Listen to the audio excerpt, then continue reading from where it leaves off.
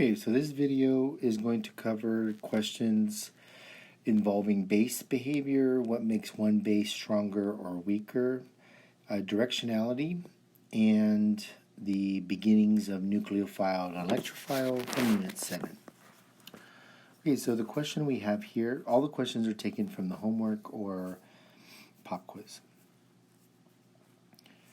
Which base is weaker than the nucleophile used in the reaction? Okay, well first, what's the nucleophile? That means that the arrow, if we're talking about molecule to molecule, the arrow starts with this molecule. So the arrow starts with a nitrogen-containing molecule, and we want to know which of these substances are weaker. All right, so let's take a look at what is determining the bond strength, the base strength of the nucleophile. Well, the lone pair's reactivity is strongest when it's destabilized, when it has extra electronic density, increasing electron-electron repulsion. So it's strongest when the lone pair is least stable. Right, so let's take a look at the three options. Here we have an inductive stabilizing group, so oxygen atoms that are bonded to nitrogen are stabilizing through induction. They remove electronic density, lowering electron-electron repulsions. In that case, that lone pair is now more stable and weaker. Let's look at B. On B, it looks almost exactly like our nucleophile, except it has one less carbon bonded to the nitrogen. It has instead two hydrogens instead of just one. So because of that, this is going to be weaker because there's less instability. So there's less instability. Instead of two carbons destabilizing the nitrogen, making it a stronger base, there's only one carbon destabilizing. And because of that, it is going to be weaker. C has resonance. Resonance is going to stabilize the base, making it weaker. So this is going to be the case where all three of these substances are weaker.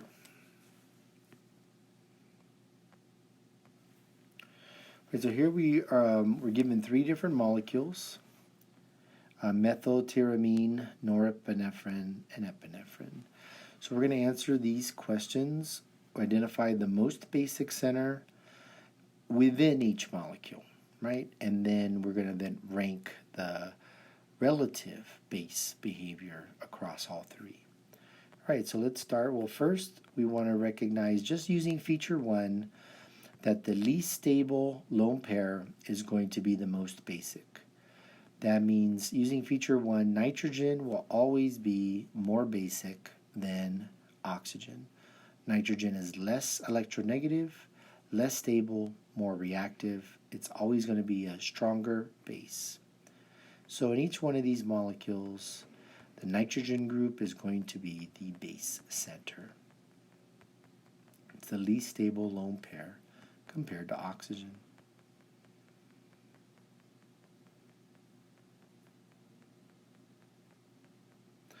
All right, so if we had to rank the three bases now, how will we do that? All right, so the first thing we're going to see is that the OH present near the nitrogen group is stabilizing, and that's going to weaken base behavior. So when we look at norepinephrine versus epinephrine, which both contain the OH inductive stabilization, now what we want to do is find out, well, what's the difference between the two? And the difference is the number of carbon atoms destabilizing the nitrogen. So in norepinephrine, there's only one carbon destabilizing the nitrogen, and it has the OH stabilization. And because of that, we would consider norepinephrine to be the weakest base. It has the least amount of destabilization, and it has a stabilizing OH present. Okay, so how will we rank them? Well, the most basic is going to be the one that doesn't have the OH group. So without having the OH group to stabilize, we would identify as methyltyramine as being the most reactive. It has 2 carbons destabilizing the lone pair, and it doesn't have an oxygen atom. Now epinephrine has 2 carbon atoms also, but it has the OH stabilizing. And then the weakest is the only 1 carbon destabilizing and a stabilizing oxygen atom. So these are the arguments that we would use to be able to compare with amongst the different base substances. So we're just trying to account what are the destabilizing factors. Those will increase base behavior. What is stabilizing, meaning induction, resonance, and if those are present, then that substance would be weaker as a base.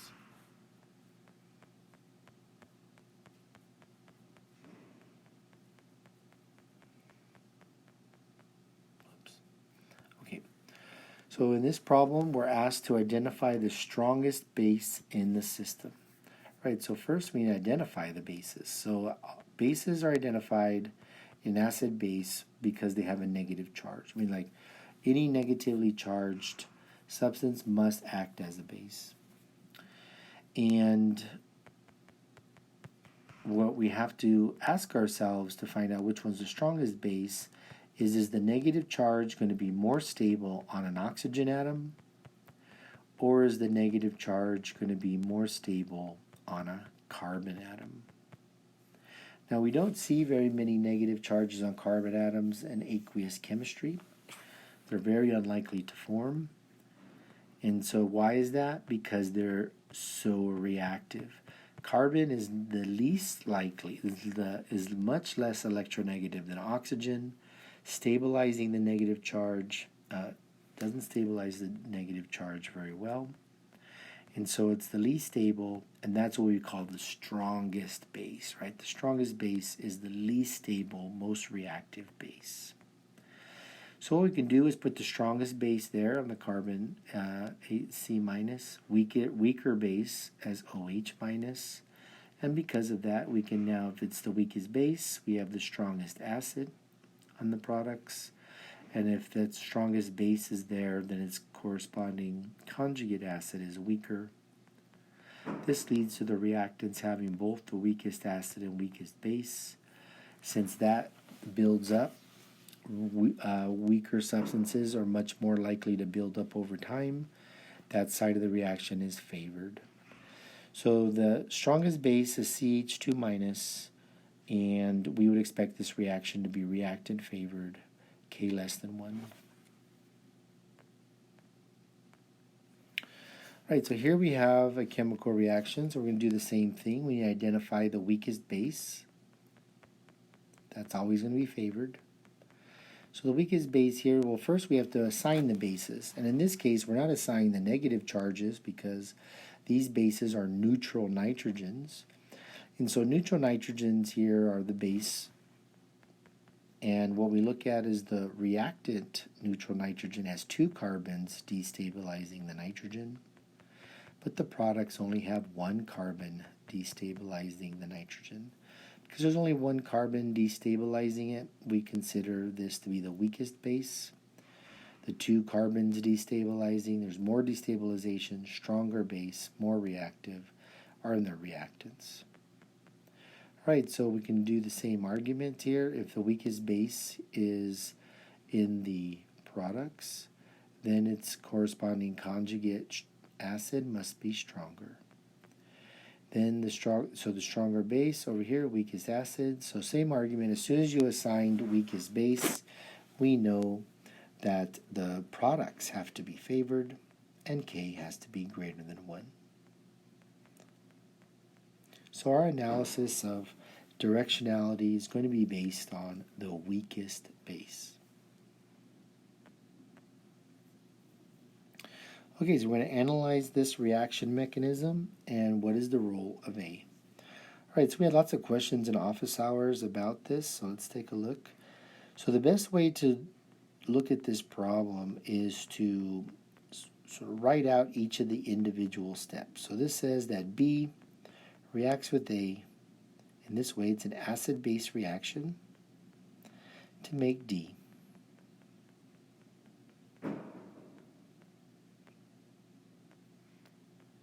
Plus water.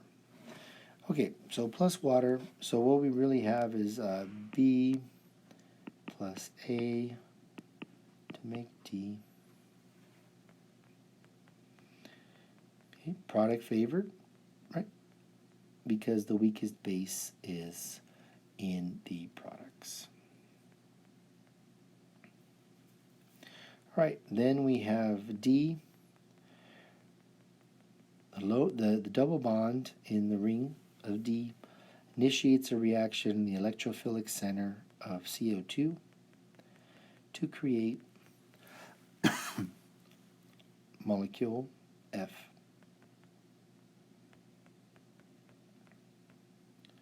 Okay, and this is going to be so it'll be D plus C, making F.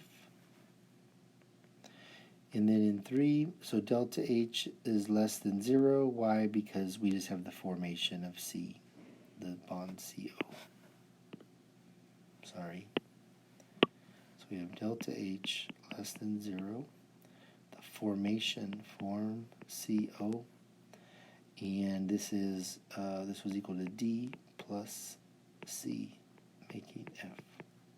So we see that D has to play the role of an intermediate here. And then we have F, right, now reacts with water to now make our final product, plus regenerating our catalyst.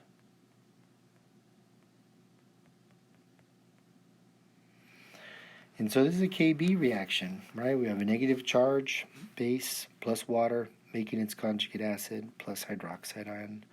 Definitely know that's reactant favored. And so a lot of questions in the office hour about how do we know if it's acid-base or not. So we know it's acid-base if we go molecule to molecule and we have an arrow pointing at H with the simultaneous bond breaking from the H. So this is an acid-base. This is acid-base.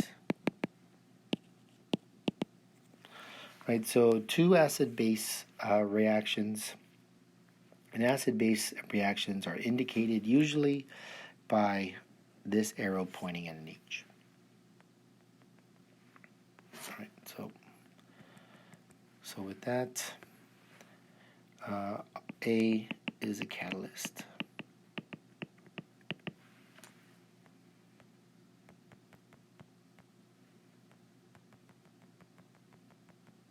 There we go. Okay. Next. All right, what is likely true for the second step in this reaction? All right, so we're going to write out the first step. So we just need to look at the bond inventory here. So in the beginning, what we have is the nucleophile, it's oxygen containing molecule. It's going to use its lone pair to initiate a reaction at the electrophilic center of the reactant. All right, and by doing that, and it's going to simultaneously break one of the carbon-oxygen bonds to form this substance, which now has total, it had 3 bonds, now it has 4. And so we are breaking a CO bond and forming a CO bond. So overall, delta H is less than 0 for step 1. Step 2 is once we make that substance, now we're going to break the carbon-chlorine bond, but then form a new bond from the lone pair of the oxygen, which is up here, right? That's this arrow. So you're breaking a bond, so we're breaking a carbon-chlorine bond forming a carbon-oxygen bond. So this bond, just keep in mind that chlorine is bigger, less electronegative. So the carbon-chlorine is weaker. This bond is weaker, longer bond than carbon-oxygen, which is stronger, shorter. All right.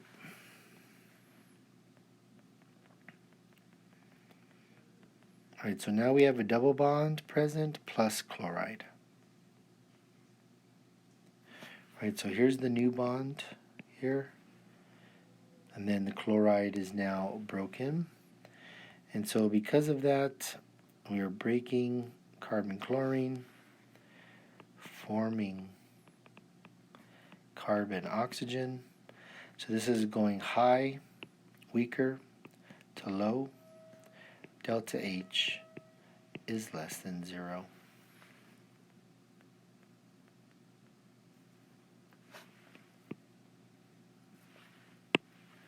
So delta H is less than 0. So you have to be careful with the bond inventory. Just keep in mind that the breaking of the bond, when you see it, usually refers to the reactant on a particular step, and the forming is of the products. So in this case, what we see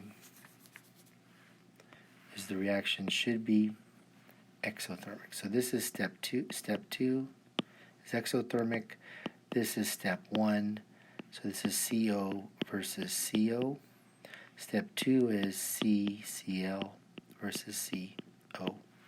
So when you need to make sure that you can position that argument in those terms of bond strength. All right, so let's summarize. So nucleophiles initiate reactions. They're usually oxygen or nitrogen. The arrow starts with them and points at the electrophilic center. There's usually a partial positive charge on carbon or a partial positive charge on hydrogen. Double bonds can also initiate reactions.